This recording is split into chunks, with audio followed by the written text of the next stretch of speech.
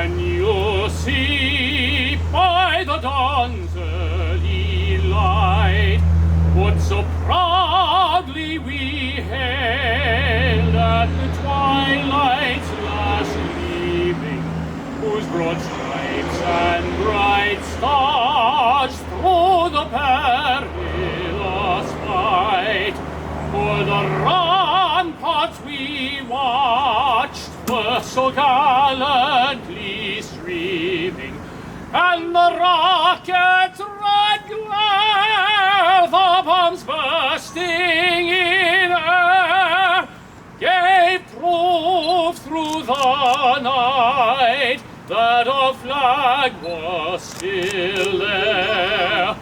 Oh, say does that star-spangled banner yet wave o'er the land of the free and the home of the brave?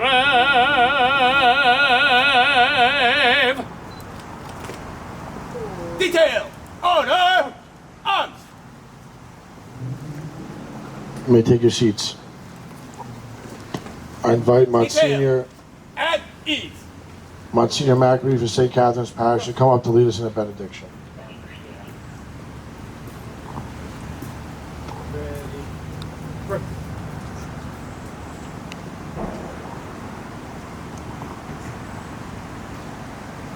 Let us pray.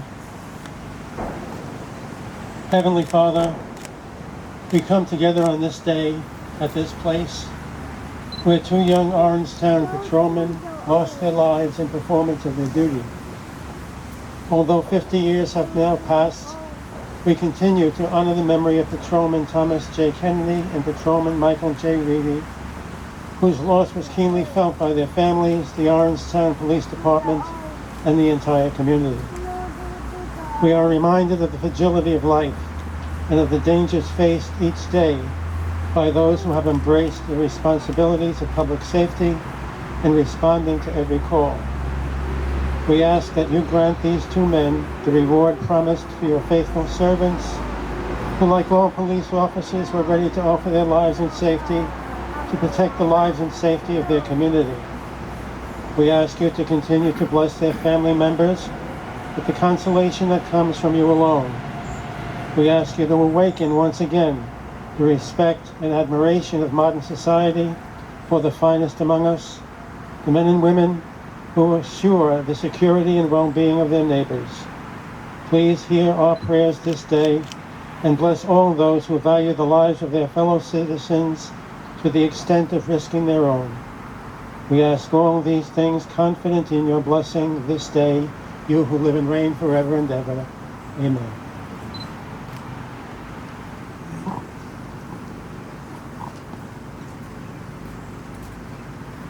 Thank you, Monsignor.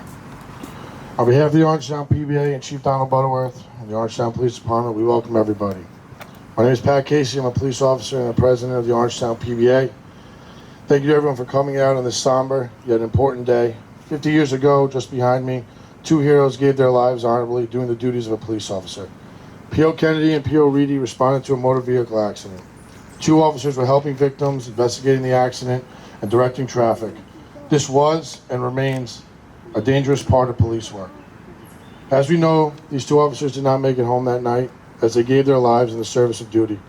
The events of that night changed the lives of two families, as well as the Orangetown Police Department and the other officers that worked with P.O. Kennedy and P.O. Reedy, who called them friends and brother officers.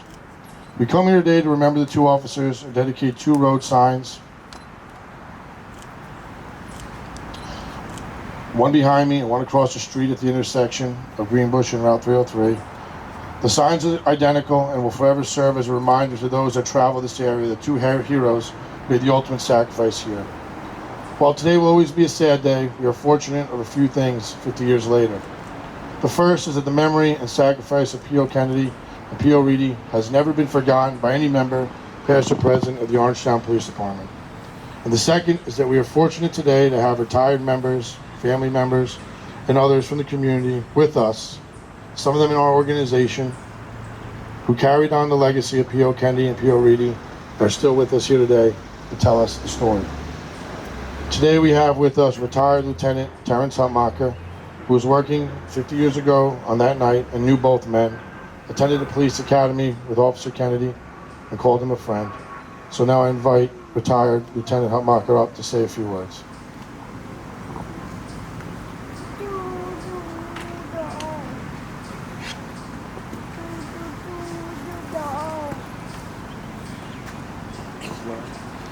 Thank you, Pat. Oftentimes on occasions like this, you'll see a speaker come up to the dais and he might reach into his pocket, bring out a couple 3x5 cards or his back pocket, take a piece of paper out, unfold it, and make his remarks. But you got to watch out when a guy brings up a binder like this. This might last a while. But Mike and Tommy deserve it, and bear with me.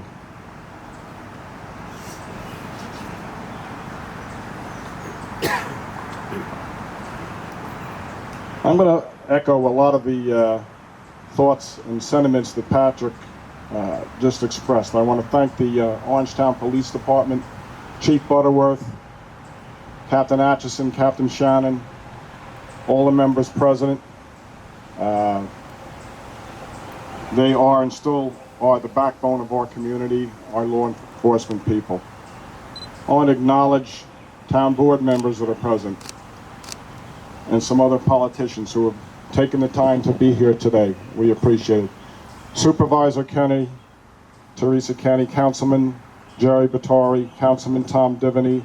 I'm not sure if Councilman Valentine or Councilman Donahue are here, but we appreciate their support. County Executive Ed Day is here. State Senator Bill Weber is here. State Assemblyman John McGowan is here. We appreciate your attendance. If I have forgotten anybody else, I apologize. Certainly thanks go to Jim Dean in the Highway Department. Always supporting the police department, do whatever we ask, and they do a great job. Pretty important are the retirees that are here today. I see a lot of retirees, but there's a certain group of retirees that work with Mike and Tom. Briefly, I mentioned, and they should be acknowledged that they are here. Billy Hayes, John McAndrew, Mike Seidel, Don Orfini, Richie Kaiser was supposed to be here, Bob Ruderman said he was going to be here, Jake Ventriglia, and probably one of our oldest, if not oldest, retiree, Nicky Fristacci. He was the detective that investigated that incident 50 years ago. Nick, how old are you?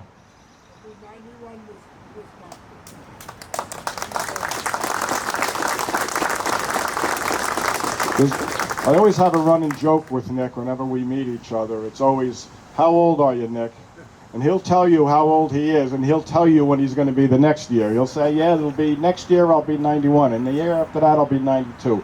Nick, thanks for your mathematical inspiration. What our ages are. We're certainly honored that you're here today.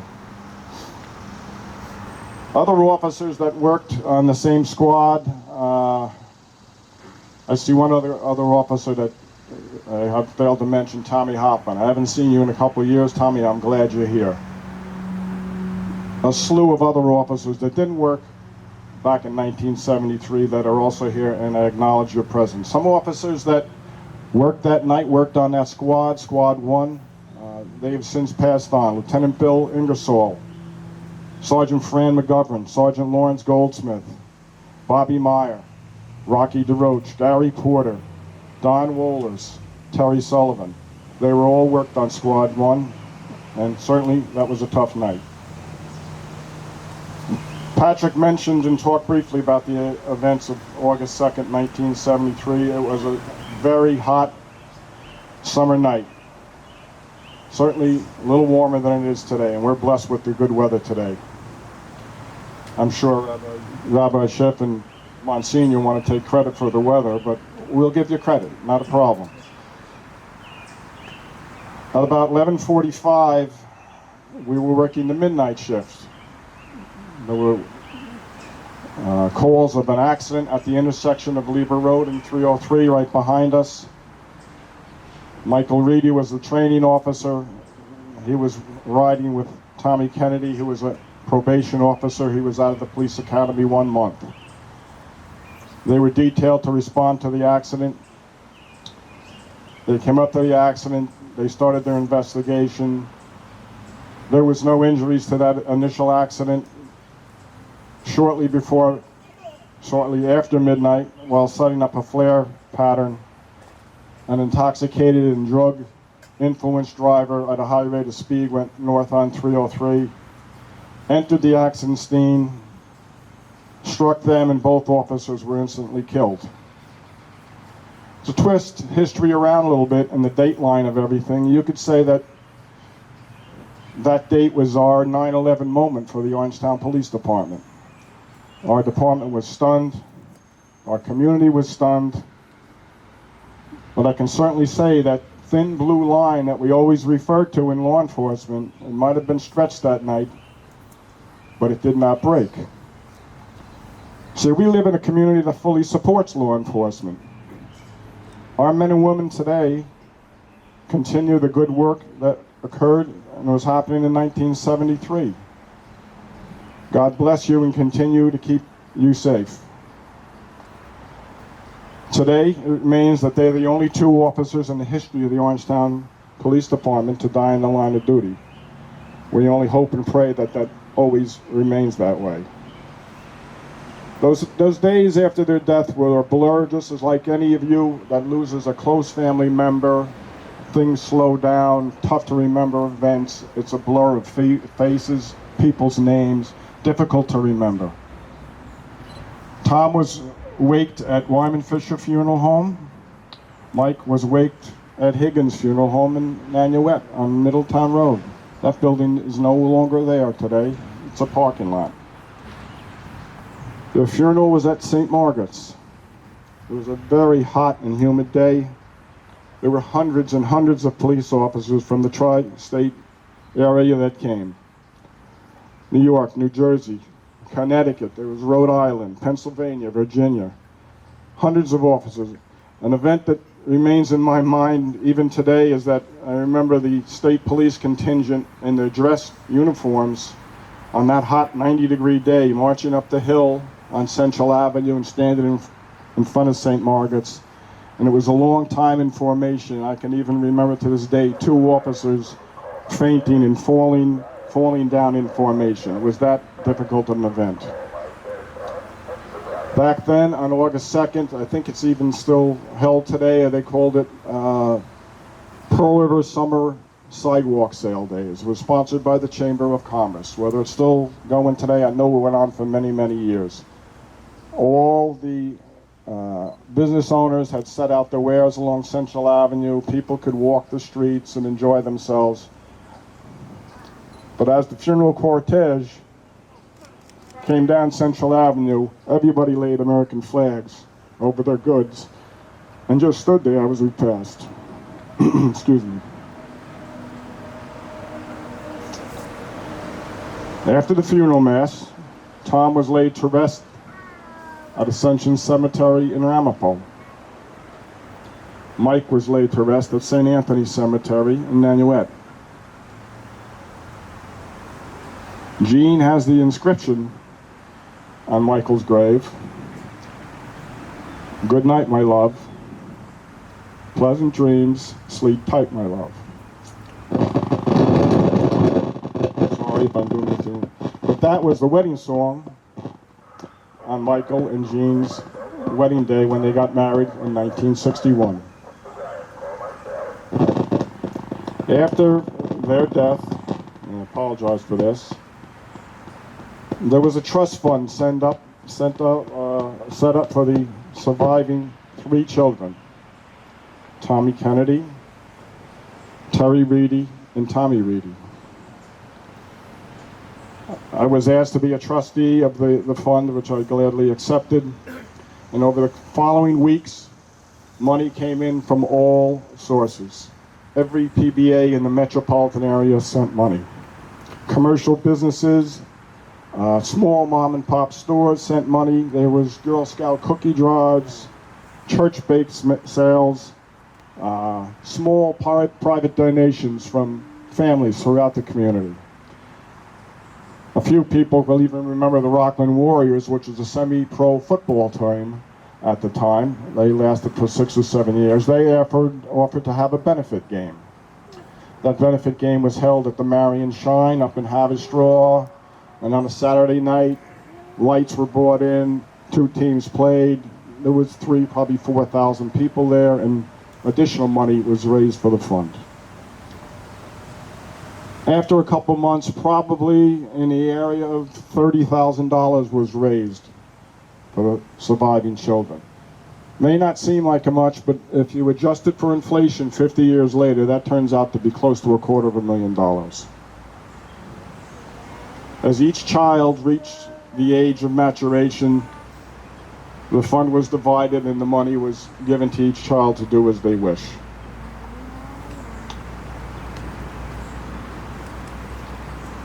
Let's talk about the Reedy Kennedy flag right here.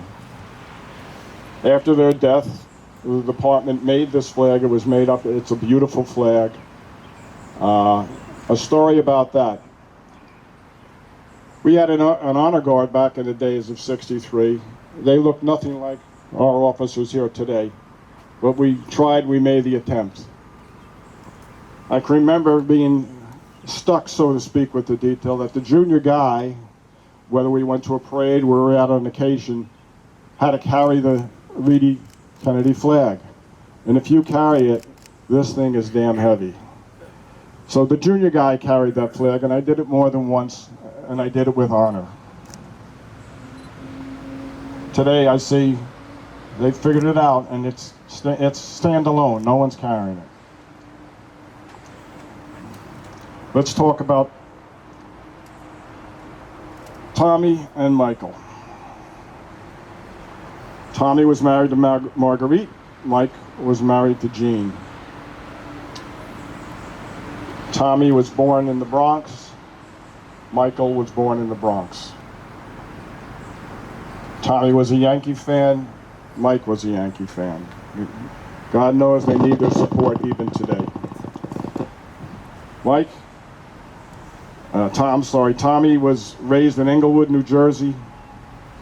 He had an older brother, Michael, who was still alive, and he was a decorated Vietnam veteran. Mike was born in 1941. He was 32 years old when he died. Born in the Bronx, he was raised in Pearl River. He had a younger brother, Steve, who's still with us today. Steve is ill, recently got out of the hospital, has a tough time getting around, but his wife, Siggy, is here, and we're grateful for her presence. Mike's hobby was music. He was a drummer in a band with the Slavis brothers from Pearl River, and they were called the Bop Tunes, B-O-P Tunes, the Bop Tunes. They played at various gigs around the county. They even played at the Blauvelt Firehouse in the late 60s. Some older Blauvelt boys will remember going to dances where you'd meet a girl and ask her to dance for the first time at the Blauvelt Firehouse in the late 60s. Tommy's hobby growing up and talking to his wife was that he loved rebuilding cars to race. He met his wife Marguerite at Allen and Bacon Publishers in Rockley, New Jersey, and a couple months after meeting Marguerite and dating, he sold his car and he bought an engagement ring. They were married at St. Joseph's in Englewood, New Jersey, and shortly after that they moved to Rockland County. Mike and Jean, they dated in high school. They were married at St. Margaret's in 1961. Shortly after that, Michael enlisted in the U.S. Army, and he stayed there for 3 years. Part of his enlistment was that he was stationed in France. Jean tells the story that their oldest daughter, Terry, was conceived in France, brought back to the USA. She said they should have put a tattoo on her, said, "Made in France, born in the USA." Mike became a police officer in 1968. He loved police work. He worked a couple of undercover details. There's photos of them with long wigs. The big drug at the time for enforcement was marijuana, and they made their attempts attacking marijuana salesmen in the town. Tommy was appointed police officer in February of 1973. Started the academy with myself, Bill Hayes, John McAndrew, Mike Seidel, Bobby Kern, who's still alive. He lives out in Missouri. He's aware of the event today. We graduated sometime in June, and we were assigned to different squads.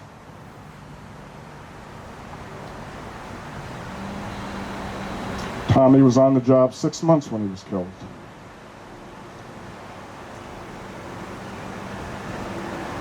August 7th, 1973, changed everything for the PD and mostly for the families.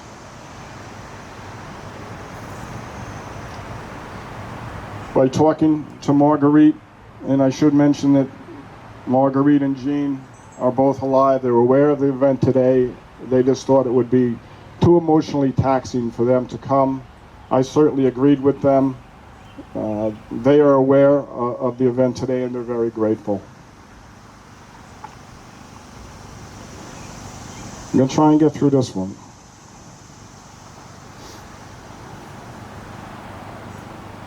As Tommy Jr. grew up,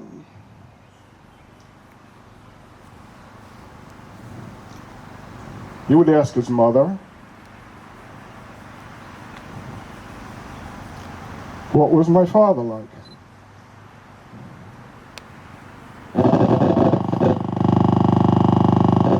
Right. Marguerite would answer that he was the spitting image of his father. He had the same build, the same walk, the same talk, even sounded the same if you weren't looking at them. And yes, Marguerite said he had his father's dry sense of humor. Sadly, a few years ago, Tommy Jr. contracted cancer, a rare form of men's breast cancer. He fought cancer for 3 years, and in November of last year, he passed away. But Tommy was married, and he had a wife, Christine, and they had 2 children, Mia and Molly. Today they live in Wilmington, North Carolina, and in a few weeks, Mia will be a freshman at the University of North Carolina, and Molly will be a freshman in her local high school. Let's talk about the Reedy clan.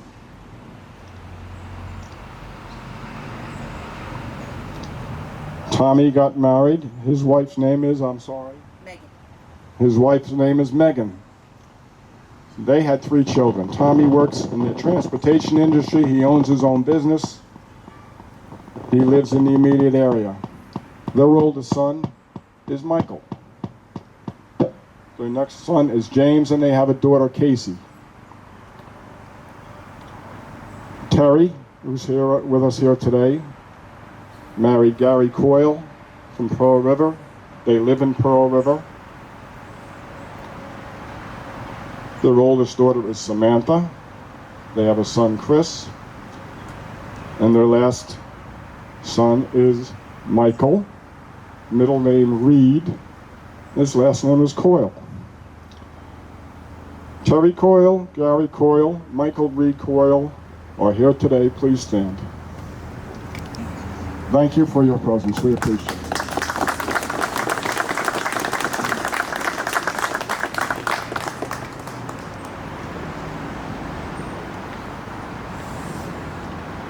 I think it's important that we celebrate the legacy of these two young police officers. Their legacy is their grandchildren. Mia, Molly, Samantha, Chris, Michael Reed, Michael, James, and Casey. Your families are proud of you, and we wish you success throughout your lives.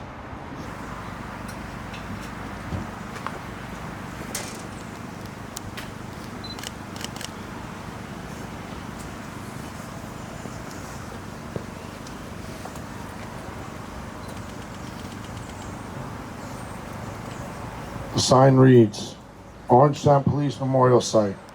On August 2nd, 1973, Patrolman Michael Reedy and Patrolman Thomas Kennedy gave the ultimate sacrifice for our community at this location, State Route 303 at Lebo Road. Officers Kennedy and Reedy were assisting at the scene of a serious motor vehicle crash when they were killed by a vehicle operated by an intoxicated driver. Police and other emergency service personnel had closed off the road with flares, emergency vehicles, and lighting. The intoxicated driver, traveling at an estimated speed of 80 miles an hour, disregarded the well-lit warnings, drove through the flares, over fire hoses, and struck and killed both officers. This selfish act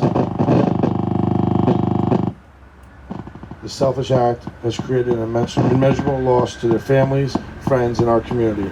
Please remember these two heroes and the sacrifice they made for us. Dedicated August 2nd, 2023 by the members of the Orangetown PBA, who will never forget the sacrifice made by police officers Reedy and Kennedy.